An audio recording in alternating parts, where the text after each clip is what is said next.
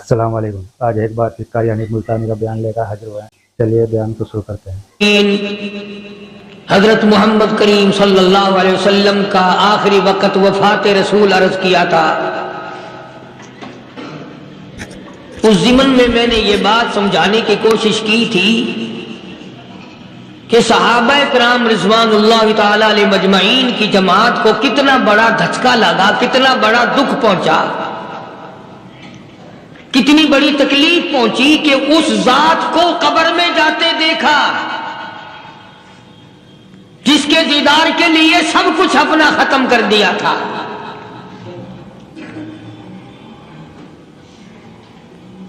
اندازہ لگائیں آپ، بعد صحابی کی پسلیاں توڑ کے رکھ دی گئیں، اور جب اس کو کہا گیا کہ تھوڑا سا پانی پی لے، کہتا نہیں، جب تک میں آقا کا دیدار نہ کر لوں ایک گھونٹ پانی کا نہیں پی سکتا۔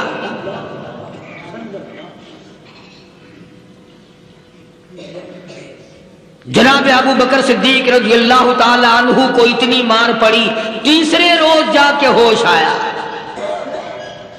امی نے اگر کہا کہ تھوڑا سا کچھ کھا لو تو کہا نہیں، پہلے شربت دیدار اور بعد میں کھانا پینا۔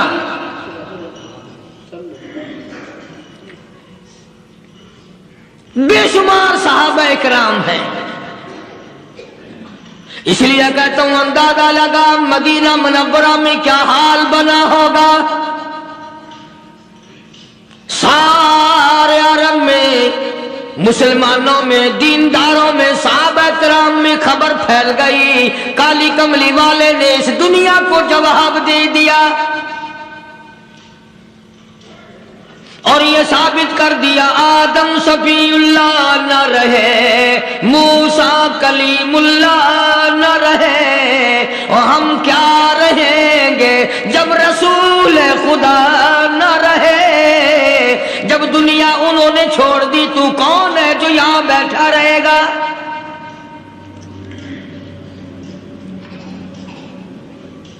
سیدنا فاروق اعظم رضی اللہ تعالیٰ عنہ جیسے بہادر فرمانے لگے، جو یوں کہے گا میرے نبی فوت ہو گئے، میں اس کی گردن اتار ماروں گا، میرا نبی فوت نہیں ہو سکتا، میرا نبی دنیا سے نہیں جا سکتا، میرا نبی ہمیشہ ہمیشہ کے لیے رہے گا۔ لیکن جناب ابو بکر صدیق نے قرآن کریم کی آیت سنا کر کے سمجھایا، فرمایا وما محمد الا رسول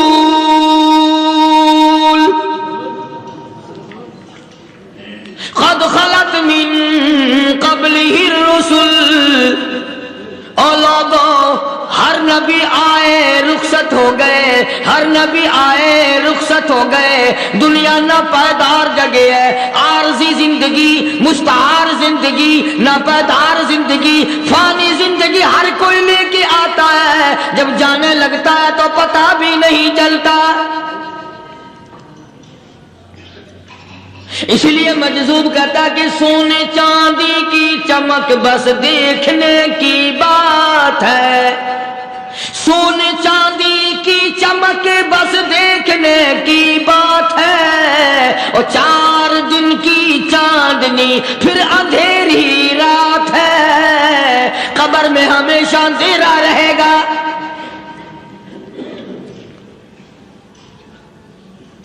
صحابہ کرام نے وہ صدمہ دیکھا، وہ پریشانی دیکھی، کائنات میں کسی نے نہیں دیکھی۔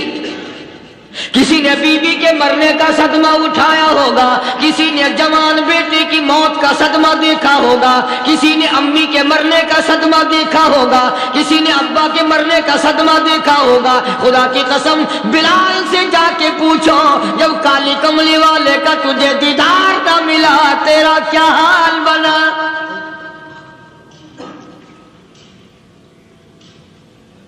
صحابہ اکرام نے وہ عشق نبھایا، کمال کر دیا۔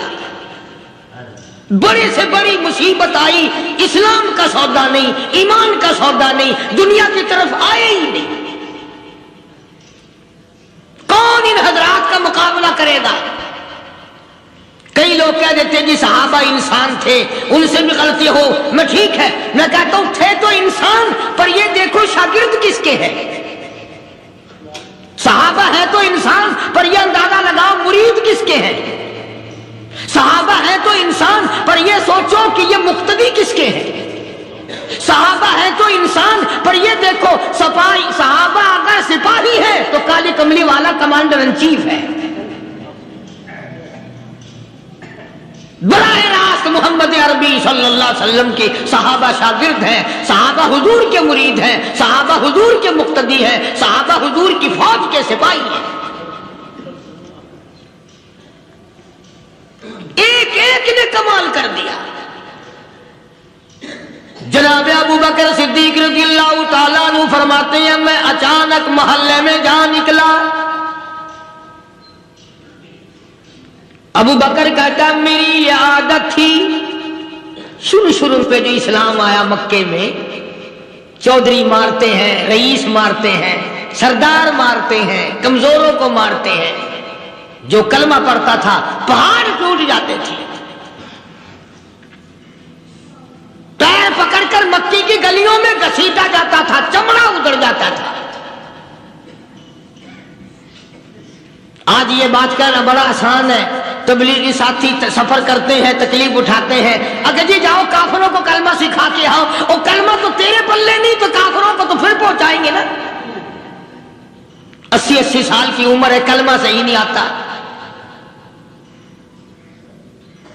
قبر بالکل سر پہ ہے، موت سر پہ ہے، قبر سامنے ہے، پھر بھی کلمہ نہیں آتا.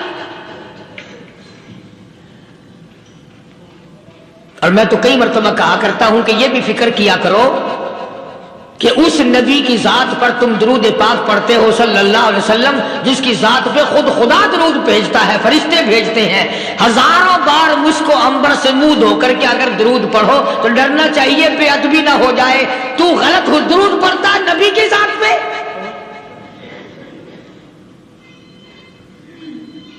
اور اس کو صحیح کرنے کا فکر نہیں رکھتا. چنانچہ ابو بکر صدیق رضی اللہ تعالیٰ عنہ چکر لگاتے لگاتے ایک محلے میں جا نکلے. وہاں جا کے دیکھا ایک نوجوان ہے، غریب صحابی، نادار صحابی، مفلس صحابی، کافر کا غلام ہے، کالی کملی والے صلی اللہ علیہ وسلم کا کلمہ پڑھتا ہے. کافروں نے پکڑ کر گرم گرم ریت پہ اونڈا کر کے لٹایا ہوا ہے، اور کئی کافر اس صحابی کی کمر پہ چڑھ کر لتاڑ رہے ہیں. اس کی کمر پہ چڑھے ہوئے ہیں. جناب ابو بکر صدیق رضی اللہ تعالیٰ عنہ فرماتے ہیں میں نے دور سے دیکھا، میں سمجھ گیا کوئی غریب آدمی ہے. جب میں قریب گیا فرماتے ہیں میری آنکھ نے دیکھا ابو فقیہ صحابی میں نے پہچان لیا. کئی آدمیوں کے لتاڑنے کی وجہ سے، کئی آدمیوں کی کمر پہ چڑھ جانے کی وجہ سے ابو بکر کہتا ہے اتنی لمبی ابو فقیہ کی زبان باہر نکل آئی، منہ سے زبان باہر لٹکی ہوئی ہے، مار رہے ہیں کافر. جناب ابو بکر صدیق رضی اللہ تعالیٰ عنہ نے فرما دیا نہ مارو، اللہ کا بندہ ہے. وہ کہنے لگے بندہ تو اللہ کا ہوگا، غلام ہمارا، اور کلمہ اس نبی کا پڑھتا ہے. ہمارا غلام ہو کر کلمہ پڑھتا ہے، کیوں؟ جب تک جان سے نہ مر جائے گا ہم چھوڑیں گے نہیں، ہم اسے ختم کر کے دم لیں گے. اس نبی کا کلمہ پڑھتا ہے، ہمارے سامنے پڑھتا ہے. جناب ابو بکر صدیق رضی اللہ تعالیٰ عنہ نے منع کر دیا. منع کرنے میں اور زیادہ مچر گئے، اور زیادہ خرمستی کرنے لگے. ابو بکر فرماتے ہیں میں بالکل قریب کھڑا تھا، ظالموں نے ابو فقیہ کی پسلیوں پہ، کمر پہ چھلانگیں لگانی شروع کر دی.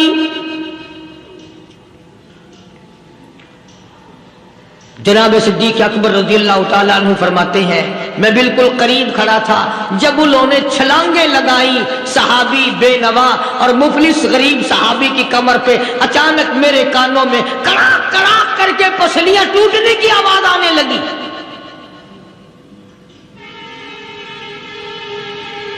میرے سے برداشت نہ ہوا، میں برداشت نہ کر سکا. جناب ابو بکر رضی اللہ تعالیٰ عنہ فرماتے ہیں میں نے کہا ظالمو سودا کر لو، میں خرید لوں گا. انہوں نے جو منہ مانگے دام مانگے، جناب ابو بکر صدیق رضی اللہ تعالیٰ عنہ نے وہ دام دے دیے، پیسے دے دیے، ہاں غریب کی ہمدردی کی، مظلوم کی ہمدردی کی۔ آج ہمارے پاس جو پیسہ ہے وہ کنجری پہ خرچ ہو سکتا ہے، بدماشی پہ خرچ ہو سکتا ہے، ٹیپ ٹلو اور فیشن پہ خرچ ہو سکتا ہے، اللہ کے دین پہ خرچ کرنے کی ہمیں توفیق نہیں ہوتی۔ سارے سال کی کمائی کا حساب لگائیں کہ ہم نے کتنا اپنے بیوی بچوں پہ خرچ کیا، کتنا اللہ اور اس کے رسول اور اللہ کے قرآن پہ خرچ کیا، 100-2% بھی نہیں بنتا۔ جناب ابو بکر رضی اللہ تعالیٰ عنہ نے ابو فقیہ رضی اللہ تعالیٰ عنہ کو خرید لیا، کافروں کے نیچے سے نکال لیا، کپڑے جھاڑے، زخموں پہ مرہم پٹی کی۔ ابو بکر دوڑے دوڑے پانی کا پیالہ لے آئے اور فرمانے لگے، ابو فقیہ تجھے بڑی مار پڑی ہے، بڑی تکلیف پہنچی ہے، میں نے تیری زبان باہر لٹکی ہوئی دیکھی، نکلی ہوئی دیکھی، خشکی آ گئی ہوگی، زبان پہ کانٹے جم گئے ہوں گے، تھوڑا سا پانی پی لے۔ ابو بقیہ کہتا، ابو بکر تیرے احسان کا بدلہ خدا دے گا، تیری مہربانیوں کا بدلہ خدا دے گا، میں نہیں دے سکتا، تو نے پیسے خرچ کر کے مجھے آزاد کرایا، میں تجھے دعا دے سکتا ہوں، میں غریب ہوں، میں نادار ہوں، میں مفلس ہوں، میں مسکین ہوں، اور ابو بکر تنگ نہ کر، میں پانی پی نہیں سکتا۔ کیا بات ہے، کیوں پانی نہیں پی سکتا؟ کہنے لگا، ابو بکر تجھے کیا معلوم ہے جن کی وجہ سے میری پسلیاں توڑ دی گئی، جن کی وجہ سے مجھے مارا گیا، جن کی وجہ سے مجھے لتاڑا گیا، جن کی وجہ سے میری پسلیاں توڑی گئی، جن کی وجہ سے میرا یہ حال کیا گیا، جب تک میں آقا کا دیدار نہ کر لوں میں پانی کی بوند پی نہیں سکتا۔ مجھے پہلے شربت دیدار پینا ہے، میں نے سرکار مدینہ صلی اللہ علیہ وسلم کی زیارت پہلے کروں گا، پانی بعد میں پیوں گا۔ او ابو بقیہ تجھے تو بڑی سخت مار پڑی ہے، تجھے تو بڑی تکلیف پہنچائی گئی ہے، میں تجھے حضور کے دربار میں لے کے چلوں گا، تو پانی تو پی لے۔ کہتا، کوئی مجنون بتاتا ہے، کوئی کہتا ہے دیوانہ، کوئی مجنون بتاتا ہے، کوئی کہتا ہے دیوانہ، یہ تو مرض عشق احمد کا ہوا بیمار میں بھی ہوں۔ اور ابو بکر تجھے کیا معلوم ہے، مجھے عشق لگا ہوا ہے، مجھے سوز و قداد لگی ہوئی ہے، میں اپنے دل میں کسی کو بسائے بیٹھا ہوں، جب تک اس آقا کا دیدار نہ کر لوں مجھے چین نہیں آئے گا۔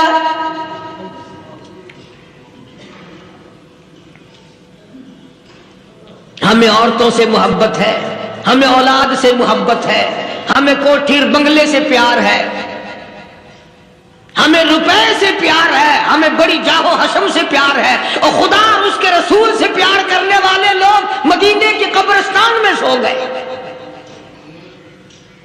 قرآن سے پیار کرنے والے لوگ حضور کے درباری لوگ وہیں سو گئے۔ اندازہ لگاؤ، کوئی مار کھا کے اپنے ماں باپ کے پاس جائے گا، کوئی بھائی برادری میں جائے گا، کوئی تھانے میں رپورٹ لکھوانے جائے گا، کوئی اسپتال میں سرٹیفکیٹ لینے جائے گا، کوئی ڈاکٹری کرانے جائے گا۔ ابو فقیہ تم کتنے خوش نصیب ہو، امام الانبیاء کے دربار میں چلے ہو۔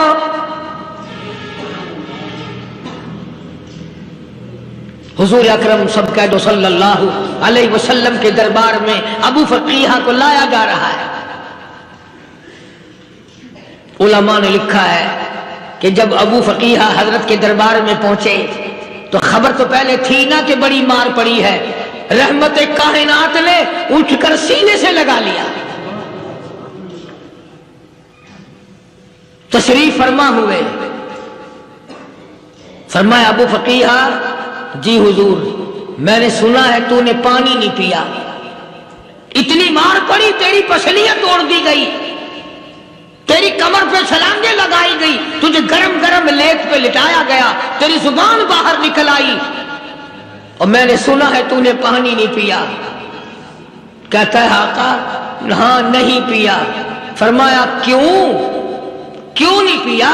کہتا ہے آقا میں اس وقت پانی پیتا میرے منہ میں صرف پانی جاتا، اب پیوں گا ہاتھ تیرا ہوگا منہ میرا ہوگا، پانی میرے منہ میں جائے گا، مجھے حوض کوثر کا مزہ یہی آ جائے گا،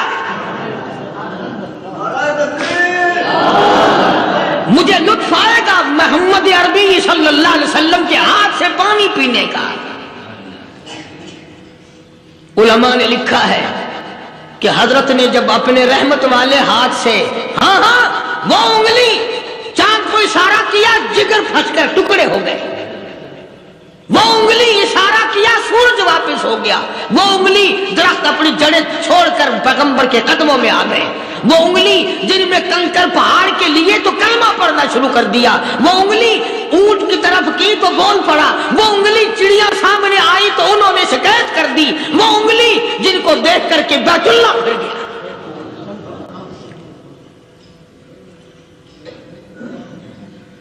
مدنی کریم صلی اللہ علیہ وسلم نے یوں پانی کا پیالہ اٹھایا. ابو فقیہ نے پیالہ پکڑنے کے لیے یوں آگے کو ہاتھ کیا. فرمایا اب وہی بات ہوگی، ہاتھ میرا ہوگا منہ تیرا ہوگا، میں اپنے ہاتھ سے پلاؤں گا. ابو فقیہ کو پانی پلا دیا اور پانی پلانے کے بعد پوچھا اب تیرا کیا حال ہے؟ اب حال کیا ہے؟ کہتا ہے آقا تیرے چہرے پہ فدا شمس و قمر، تیرے چہرے پہ فدا شمس و قمر، تیری زلفوں پہ تصدق شام و سحر، تیرے چہرے پہ فدا شمس و قمر، تیری زلفوں پہ تصدق شام و سحر، رخسار پہ ٹھہرے کس کی نظر، تیری باقی ادا کا کیا کہنا، او کالی کملی والے تیری زیارت ہوئی سارے دکھ بھول گیا، میرے سارے غم ٹل گئے، میرے سارے دکھ دور ہو گئے، میری ساری پریشانی دور ہو گئی اور میں تو اب مزے میں ہوں. جناب ابو بکر صدیق رضی اللہ تعالیٰ عنہ نے مال خرچ کیا، صحابہ کرام کی جانیں بچائیں. قیامت کا دن ہوگا، ساری کائنات کی پیشی ہوگی. اللہ پاک پوچھے گا کہ دنیا میں کیا کرتا تھا؟ کوئی کہے گا میں کھیتی باڑی کرتا تھا، کوئی کہے گا میں دفتر میں نوکر تھا، کوئی کہے گا میری دکان تھی، کوئی کہے گا میں یہ کمائی کرتا تھا، کوئی کہے گا میں یہ کمائی کرتا تھا. آئے گی باری ابو بکر کی، اللہ پاک پوچھے گا دنیا سے کیا لایا؟ ابو فقیہ، حضرت بلال، حضرت نادیہ، حضرت زنیرہ اور کتنے صحابہ کرام کی جماعت کو پکڑ کر اللہ کے عدالت میں کھڑا کر کے ابو بکر کہے گا الہی صدیق کی کمائی تیرے سامنے موجود ہے. مبارک ہیں یہ لوگ کہ ان حضرات نے محض اللہ اور اس کے رسول کریم صلی اللہ علیہ وسلم کو راضی کرنے کے لیے اپنا سب کچھ قربان کر دیا. اور خود رسول کریم صلی اللہ علیہ وسلم نے ان کو ایسی تعلیم دی، ایسے اخلاق دیے کہ حد ہو گئی. دربار رسالت ہے، ایک کافر مسافر آتا ہے بھی کافر، ہے بھی مسافر، ہے بھی معمر، بوڑھا آدمی ہے. کبھی کبھی سوچتا ہوں کہ اس زمانے کے تو کافروں میں بھی کوئی خوبی ہوا کرتی تھی، منافقت تو نہیں تھی نا، منافقت نہیں تھی، چال بازی نہیں کرتے تھے، ہیرا پھیری نہیں کرتے تھے. وہ بوڑھا مسافر کافر سرکار دو عالم صلی اللہ علیہ وسلم کے دربار میں آیا، آ کے کہنے لگا نبی اللہ میں بوڑھا ہوں، مسافر ہوں بھی تیرا اور تیرے خدا کا منکر، پر میں سوال کرتا ہوں کوئی سواری دو، میرا گھر بڑا دور ہے، میں اس پر سوار ہو کر اپنے گھر پہنچ جاؤں.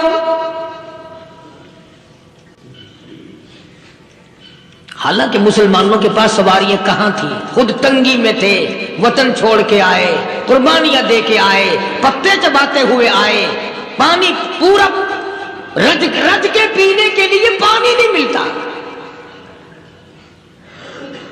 اور حضور کریم صلی اللہ علیہ وسلم کو پتا تھا کہ یہ سوال کرنے والا ہمارے عقیدے کا نہیں،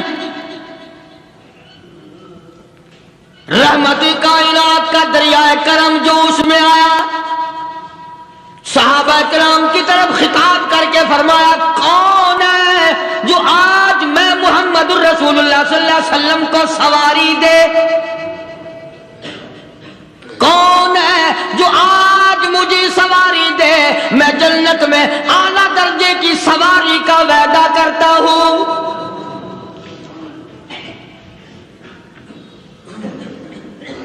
حضرت عبادہ بن ثابت رضی اللہ تعالیٰ عنہ صحابے اٹھے اور اپنی ڈاچی، اپنی اونٹنی حضور کے ہاتھ میں پکڑا دی اور حضور نے اس مسافر کو دے دی کہ لے بھائی سواری تجھے مل گئی۔ اب وہ مسافر جو تھا بوڑھا، وہ کہنے لگا جی میرے پاس کپڑا بھی نہیں ہے۔ اب تم جیسا اگر کوئی سیٹ ہوتا نا، آنکھیں نکالتا کہ ہم نے تیرے لیے یہاں کو ٹیکسٹائل مل چلا رکھے ہیں، سواری مل گئی تو اور آگے کو چل گیا، راستہ پکڑا پڑا جا۔ خدا جانے دھکے دیتے، خدا جانے مکے مارتے، خدا جانے کتنی باتیں بناتے۔ امام الانبیاء محبوب کبریا حضرت محمد مصطفیٰ صلی اللہ تعالی علیہ وسلم پھر کھڑے ہو گئے، صحابہ کرام کو خطاب کر کے فرمایا کون ہے جو آج مجھے کپڑا دے، کل میں جنت میں اعلیٰ درجے کی پوشاک اور لباس جوڑوں کا وعدہ کرتا ہوں۔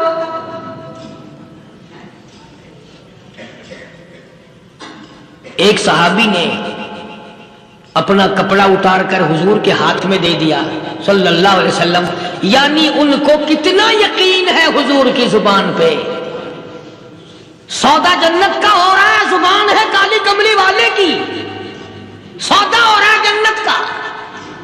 اور آج تمہیں سارا قرآن سنا دو، اس سنانے والے کا بھی ڈھلا تے سننے والا، مولوی کہتے رہتے ہیں یار کوئی بات نہیں، جنت کس نے دیکھی ہے؟ صحابہ کرام میں سے کسی نے کپڑا دے دیا، حضور کریم صلی اللہ علیہ وسلم نے کپڑا لیا اور اس مسافر کو دے دیا کہ لے بھی کپڑا بھی مل گیا۔ ہے بھی کافر، اپنے عقیدے کا نہیں، اپنے قبیلے کا نہیں، اپنے خاندان کا نہیں۔ اب وہ کہنے لگا کہ نبی اللہ مجھے بھوک بھی لگی ہے، میں نے روٹی بھی کھانی ہے۔ مدنی کریم صلی اللہ تعالی علیہ وسلم پھر کھڑے ہو گئے اور صحابہ کرام کو خطاب کر کے فرمایا کون ہے جو مجھے آج کھانا دے، روٹی دے، کل میں جنت میں اعلیٰ درجے کے کھانے کا وعدہ کرتا ہوں۔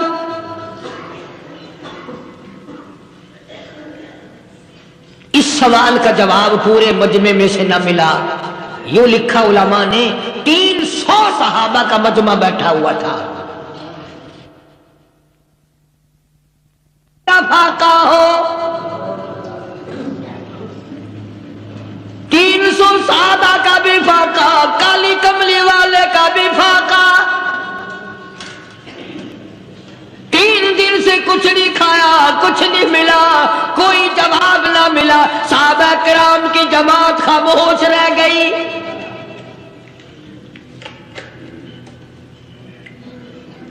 سلمان فارسی رضی اللہ تعالیٰ عنہ اٹھے اور اس مسافر کا ہاتھ پکڑا اور کہنے لگا میں تجھے ایسے دروازے پہ لے کے چلوں گا جہاں سے کچھ نہ کچھ کھانے کے لیے مل جائے گا۔ آیا ہے سلمان فارسی مسافر کو لے کر خاتون جنت سیدہ فاطمہ الزہرا رضی اللہ تعالیٰ عنہا کے دروازے پہ اور آواز لگائی یا اہل بیت رسول اللہ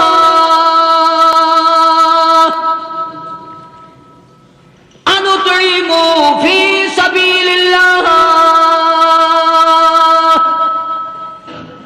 او نبی کی لخت جگر، نبی کی نوری نظر اور نبی کے جگر کے ٹکڑے اور کالی کملی والے کی بیٹی اے فاطمہ، ایک آدمی بھوکا ہے، کھانا کھلانا ہے، اس کے لیے کھانا بھیجو۔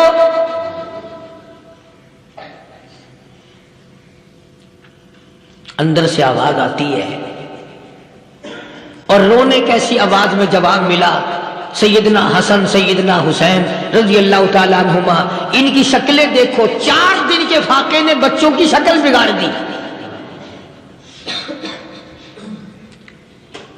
پیغمبر کے نواسوں کا فاقہ، پیغمبر کا نواسہ، پیغمبر کی بیٹی کا فاقہ، تمام مسلمان فاقے سے ہیں، کوئی گلہ نہیں کرتا، کوئی شکایت نہیں کرتا، کوئی اعتراض نہیں کرتا۔ اسی حالت میں اگر جنگ بھی ہو جائے تو صحابہ پھر بھی پیچھے رہنے کو تیار ہیں۔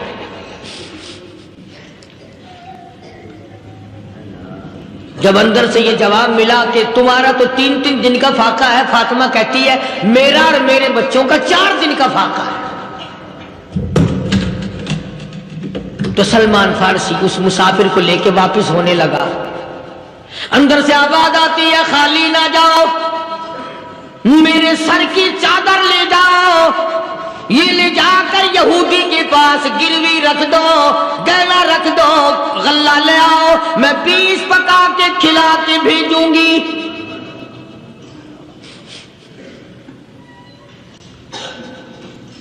کہاں آج ایسے سخی عورت ہیں، کہاں ایسے سخی مرد ہیں؟ مسافر کو کون کھلائے، دین پر خرچ کون کرے؟ کسی طالب علموں کو، آپ میں سے اکثریت ایسے لوگوں کی ہے جنہوں نے ساری عمر میں، سارے سال میں کبھی ایک قرآن پڑھنے والے طالب علم کو روٹی نہیں کھلائی، اور پھر یہ کبھی نہیں سوچا کہ میں آخر کما رہا ہوں تو کیا کر رہا ہوں۔ بس شیطان یوں کہہ دیتا ہے یہ تو بڑے بڑے امیروں کا کام ہے، تو غریب آدمی ہے، تیرے بس کا یہ کہاں کام ہے؟ یہ تو بڑے بڑے امیروں کا کام ہے طالب علموں کو، مسافروں کو کھانا کھلانا۔ کل قیامت میں اگر اللہ نے یہ فرما دیا کہ جنت تو میں نے امیروں کے لیے بنائی ہے، تو مزدور ہے، بھاگ یہاں سے، پھر کیا بنے گا؟ مولانا مظفر حسین صاحب کاندھلی سب کہہ دو رحمت اللہ علیہ، بہت بڑے بزرگ گزرے ہیں، ہمارے اکابر میں سے ہیں۔ کاندھلا ایک قصبہ ہے جس نے بڑے بڑے ولی پیدا کیے ہیں۔ مولانا مظفر حسین صاحب کاندھلی، مولانا الہی بخش صاحب کاندھلی، مولانا محمد زکریا صاحب شیخ الحدیث رحمت اللہ علیہ کاندھلے کے، مولانا محمد الیاس صاحب دہلوی رحمت اللہ علیہ امیر تبلیغی جماعت کے ایجاد کرنے والے، شروع فرمانے والے، یہ بھی کاندھلے کے ہیں۔ تو یہ سارے بزرگ اس قصبہ کاندھلے کے ہیں۔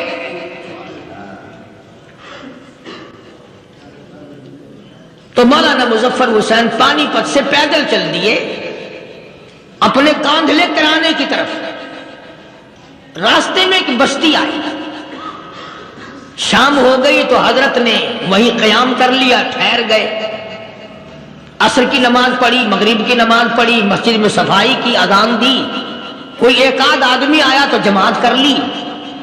وہ جو آدمی آیا اس نے پوچھا مولانا آپ مسافر ہیں؟ کہ جی ہاں۔ کہ رات کو یہیں رہو گے؟ کہ جی حضور۔ وہ آدمی 3 روٹیاں لے کر آیا اور مولانا نے وہ 3 روٹیاں کھا لی اور سو گئے۔ تو مولانا فرماتے ہیں کہ مجھے اس رات میں حضور اکرم صلی اللہ علیہ وسلم کا 3 مرتبہ دیدار مل گیا، 3 مرتبہ حضور کی مجھے زیارت ملی۔ مولانا فرماتے ہیں میں تو اگلے دن بھی وہاں ٹھہر گیا کہ یہ جگہ چھوڑنے کی ہے، جہاں اتنی بڑی دولت ملے یہاں تو ساری عمر پڑا رہے آدمی۔ تو حضرت فرماتے ہیں کہ اگلے دن وہی مسافر، مولانا مسافر ہیں، وہی آدمی ہے، 2 روٹیاں لے کر آیا اور مولانا فرماتے ہیں میں نے 2 روٹیاں کھا لی تو اس رات کو مجھے 2 مرتبہ حضور صلی اللہ علیہ وسلم کا دیدار ملا۔ میں تیسرے دن بھی وہی ٹھہر گیا، تیسرے دن شام کو وہی آدمی 1 روٹی لے کر آیا اور میں نے وہ روٹی کھا لی تو اس رات کو حضور کریم صلی اللہ علیہ وسلم کی 1 مرتبہ زیارت ہوئی، 1 مرتبہ دیدار ملا۔ تو مولانا فرماتے ہیں میری سمجھ میں یہ بات بیٹھ گئی کہ یہ نہ تو جگہ کی برکت نہ بستی کی برکت، یہ تو اس کی روٹیوں کی برکت ہے۔ 3 کھائی تو 3 مرتبہ دیدار ہوا، 2 کھائی تو 2 مرتبہ دیدار ہوا، 1 کھائی تو 1 مرتبہ، یہ تو اس کی روٹی کی کرامت ہے۔ تو وہی آدمی جو روٹی لانے والا تھا وہ کہنے لگا مولانا کل آپ تشریف لے جائیں، یہاں نہ ٹھہرے۔ تو حضرت فرماتے ہیں میں نے کہا کیوں بھائی؟ مجھے تو ایسی دولت مل رہی ہے میں یہی پڑھا رہا ہوں. وہ کہنے لگا اللہ والے آپ کو پتہ نہیں پرسوں میں مزدوری کر کے اتنا ہی آٹا لایا تھا کہ 3 روٹیاں بنی. اتنا ہی آٹا بنا تھا 3 روٹیاں بنی. میں اپنے نام کی روٹی اٹھا کے چل دیا. میری بیوی نے پوچھا کہاں؟ میں نے بتایا مسجد میں ایک اللہ والا مسافر ہے. وہ کہنے لگی میں بھی فاقہ کر لوں گی, میرے نام کی روٹی بھی اس مسافر کے لیے لے جا. کہتا میں نے دونوں اٹھا لی. تیسری روٹی ایک بچہ ہمارا اس کے لیے چھوڑ دی. وہ بچہ کہنے لگا اچھا ماں باپ جنت میں جائیں, بیٹا کدھر رہے گا؟ میں بھی فاقہ کروں گا, میرے نام کی بھی لے جا.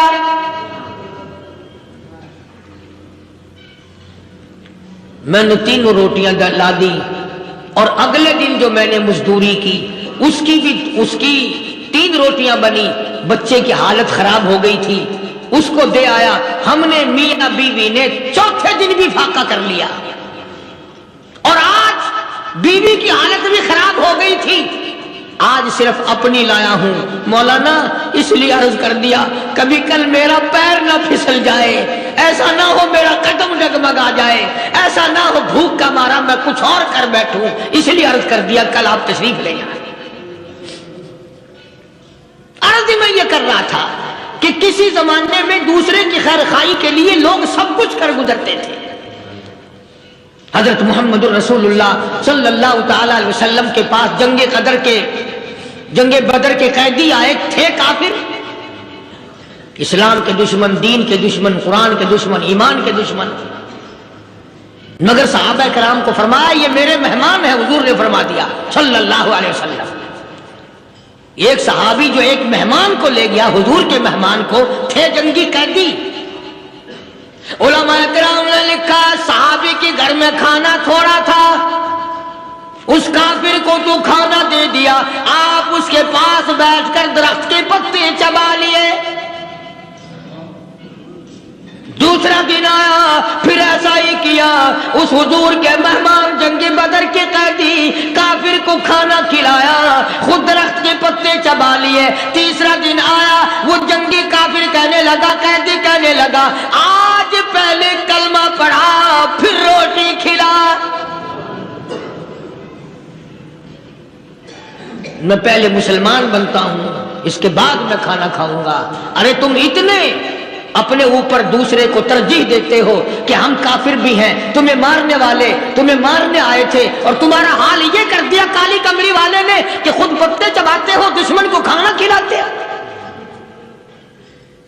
خود درختوں کے پتے چبا رہے ہو. محمد صلی اللہ علیہ وسلم نے تمہیں اتنا اونچا بنا دیا, نگاہ نبوت نے تمہیں ایسا رنگ دیا, اور نبی کے دروازے نے تمہیں وہ دیا کہ قیامت آ سکتی ہے مگر صحابہ تمہاری دولت نہیں چھین سکتے.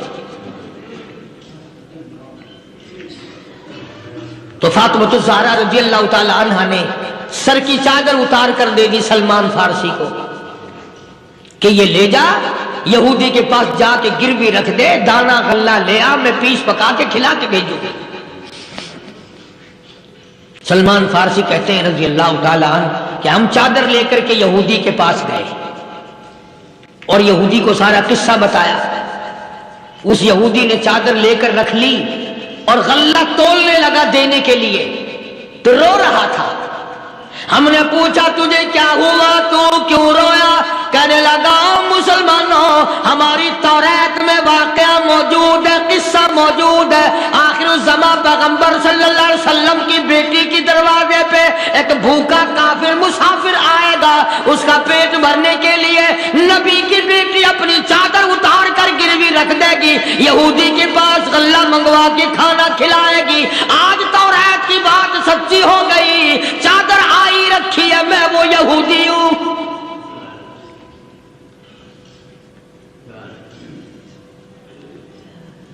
اور غلہ تول کر دے دیا. سلمان فارسی کہتے ہیں یہودی میرے ساتھ ساتھ چل دیا. خاتون جنت سیدہ فاطمہ الزہرا رضی اللہ تعالی عنہا کے دروازے پہ آیا, اور جب ہم نے غلہ دے دیا, چادر بھی اندر یہودی نے پہنچا دی کہ میں چادر بھی واپس دینے آیا ہوں، اور سلمان کو کہنے لگا اب دیر نہ لگا، دیر نہ کر، کیوں؟ میری توریت نے تصدیق کر دی کہ یہ نبی برحق ہے، اب ایسا نہ ہو میرا دم نکل جائے، میں کفر پہ مر جاؤں، جلدی کر، مجھے سرکار کے دربار میں لے چل، میں مسلمان بنتا ہوں۔ اور اسی کو جا کے کہنے لگا تیری صورت، تیری سیرت، تیرا نقشہ، تیرا جلوہ، تیری صورت، تیری سیرت، تیرا نقشہ، تیرا جلوہ، تبسم گفتگو بندہ نوازی خندہ پیشانی، او کالی کملی والے میرا دل ہو، تیرا گھر ہو، تیرا در ہو، میرا سر ہو، تمنا مختصر سی ہے مگر تمہید گولانی۔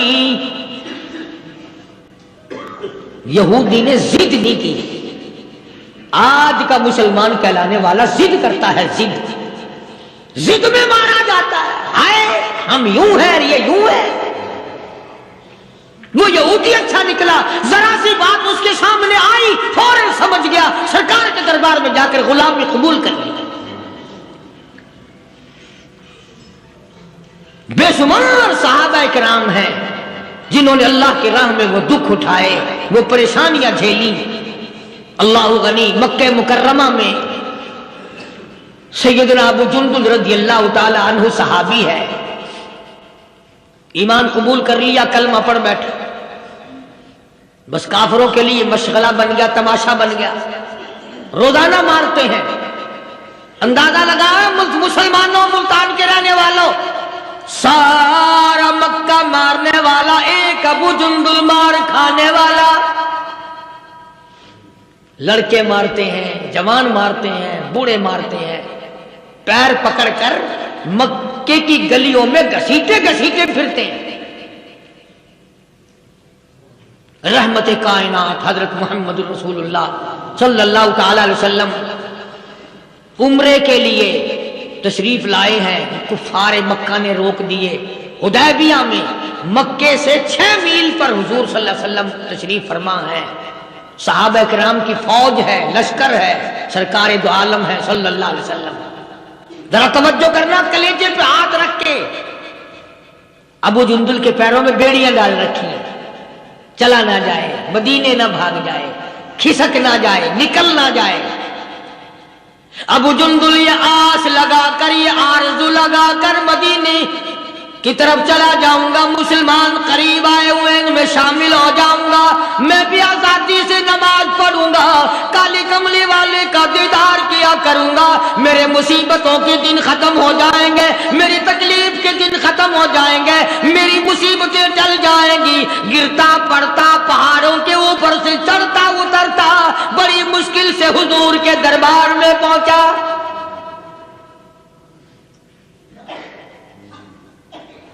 حضور صلی اللہ علیہ وسلم سے ملا ہے۔ یہ اس وقت گیا جبکہ مغیرہ ابن شعبہ رضی اللہ تعالیٰ عنہ اس وقت تک ایمان نہیں لائے تھے، کفار مکہ کی طرف سے سفیر بن کر حضور کے ساتھ بات کر رہے ہیں۔ معاہدہ پہلے طے ہو گیا، کالی کملی والے کے درمیان اور مکے کے کافروں کے درمیان معاہدہ پہلے طے ہو گیا کہ آئندہ جو مسلمان ہوگا وہ واپس کر دیا جائے گا، کفار کو دے دیا جائے گا، یہ طے ہو گیا۔ ابو جندل آ گیا، اس طے ہونے کے بعد پہنچا حضرت کے دربار میں۔ آپ نے ان کافروں کو یہ بھی فرمایا بھئی ابھی تو لکھا بھی نہیں گیا، انہوں نے کہا نہیں جی نہیں، ابھی دیکھیں گے نبی کی زبان کیسی ہے، پورا کرتے ہو یا بیچ میں چھوڑتے ہو۔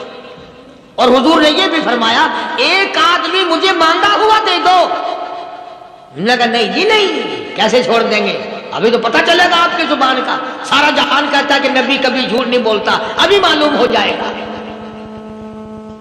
اور یہ ابو جندل جو صحابی ہے یہ مغیرہ ابن شعبہ کا بھتیجا ہے، وہ چچا ہے جو کافروں کی طرف سے بات کرنے آیا بیٹھا ہے۔ اندازہ لگاؤ مسلمانوں ابو جندل کی کلیجے پہ کیا بیتی ہوگی حضور کے سامنے مغیرہ ابن شعبہ نے کھڑے ہو کر اس کے منہ پہ تماچے مارے اور گھسیٹ کر مکے واپس لانے لگے. چل ہم تجھے نہیں چھوڑیں گے. اندازہ لگاؤ ابو جندل کو پتہ نہیں ہے کہ مجھے شام کوئی اور کتنا ماریں گے اب اور کتنے دکھ دیں گے, کتنا عذاب دیں گے, کتنا پریشان کریں گے. ابو جندل کو سارا پتہ. چچا اور دوسرے کافریوں گھسیٹ کر لے جا رہے ہیں, کھینچ کر لے جا رہے ہیں اور مڑ مڑ کے یوں حضور کی طرف دیکھتا جاتا ہے. ابو جندل کہنے لگا او کالے کملے والے میری خیر ہے, میرا اللہ مالک ہے, میرا جو حال بنے وہ بن جائے, میرا چمڑا ادھیڑیں گے ادھر جائے, میرا قیمہ بنائیں گے بن جائے, میری بوٹیاں اڑائیں گے اڑ جائے, پر کالی کملی والے اتنا تو بتا دے آپ تو مجھ سے راضی ہے.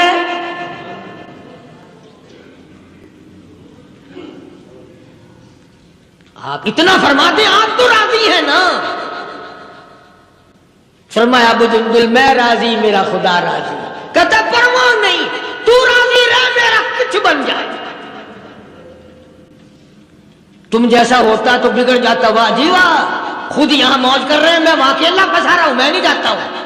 وعدہ تم نے کیا ہوگا, میرا تو کسی سے معاہدہ نہیں. ہزار باتیں بناتے, ہزار بیچ میں سے چنانچہ نکالتے. صحابہ وہ ہیں جنہوں نے غلامی کی ہے, تکلیف آئی پرواہ نہ کی, قیمہ بنا دیا گیا پرواہ نہ کی, موٹیاں اڑا دی گئی پرواہ نہ کی. ایسے لوگ پیدا کیے محمد صلی اللہ علیہ وسلم نے کہ زمین کے اوپر آسمان کے نیچے غلامی کرنے کے لیے ایسے لوگ آئے ہی نہیں.